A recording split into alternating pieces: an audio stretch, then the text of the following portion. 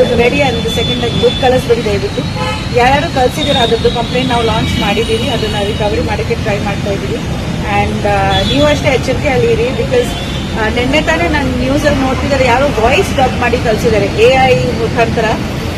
Suppose ನನ್ನದೇ voice, ನಾನು voice message ಕಳಿಸಿರೋ ಥರ ಈ ಥರನೂ ಆಗ್ತಿದೆ. ನೆನೆ ನಾನು ಅದೇ ಒಪ್ಪಿಗೆ ಹೇಳ್ತಿದ್ದೆ, ನಮ್ಮ ಫ್ಯಾಮಿಲಿಗೆ ಒಂದು ಪಾಸ್ವರ್ಡ್ ಇರಬೇಕು, ಒಂದು ಕೋಡ್ ವರ್ಡು, ನಾನು ನಿಜವಾಗ್ಲೂ ನಾವು ಅಂತ, ಅಥವಾ ಸ್ವಂತ ಕೈಯಲ್ಲಿ ಕ್ಯಾಶ್ ಕೊಡೋ ಥರ ಇರಲಿ.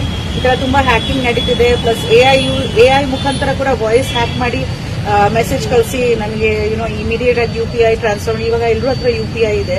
ಸೊ ಇವಾಗ ತಾನೇ ಒಳಗೆ ಈವನ್ ಪೊಲೀಸ್ ಅವ್ರ ಹತ್ರನೂ ಯಾರು ದುಡ್ಡು ಇಸ್ಕೊಂಡಿದ್ದಾರೆ, ಪೊಲೀಸ್ ಅವ್ರ ಹತ್ರನೂ ಆ ಥರ ಇಸ್ಕೊಂಡಿದ್ದಾರೆ ಅಂತೆ.